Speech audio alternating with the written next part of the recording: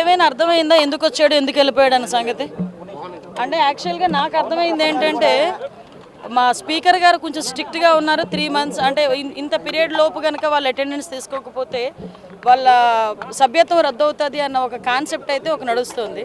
దాన్ని నిలబెట్టుకోవడానికి ఈరోజు అయితే షో ఆఫ్ చేయడానికి అసెంబ్లీకి వచ్చారు. ఒక 15 నిమిషాలు మినిమం గౌరవం లేకుండా. నేనేమంటానంటే గవర్నర్ గారు అనేసరికి అల్టిమేట్ మనం గౌరవం ఇవ్వాల్సిన బాధ్యత లెజిస్లేటర్స్గా మన మీద ఉంది. ఎంటైర్ రాష్ట్ర ప్రభుత్వ ప్రజలు కూడా గవర్నర్ గారికి ఆ టైప్ ఆఫ్ గౌరవం ఇస్తారు.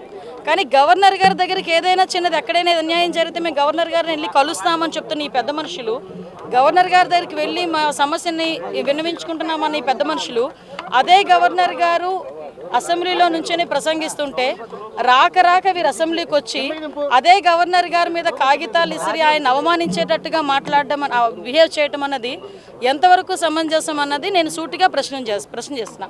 ఎందుకంటే ఒక్కసారి మీరు ఆలోచించుకోవాలి.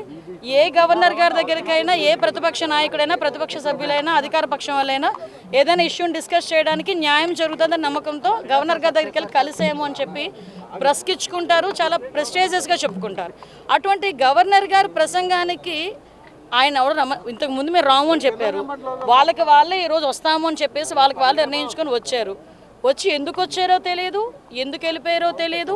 అంటే ఈరోజు వాళ్ళు గవర్నర్ గారిని అవమానించడానికి మాత్రమే ఈరోజు అసెంబ్లీకి వచ్చినట్టుగా నాకు కనిపిస్తూ ఉంది. అవమానించడానికి వచ్చారు, అవమానించారు, వెళ్ళిపోయారు అంతే. అంతకుమించి అందులో ఎటువంటి ప్రయోజనం కానీ ప్రజా ప్రయోజనం ఏమీ కనిపించలేదు. ఆయన స్వప్రయోజనం కూడా ఏమీ నాకైతే కనిపించలేదు. ఓకే.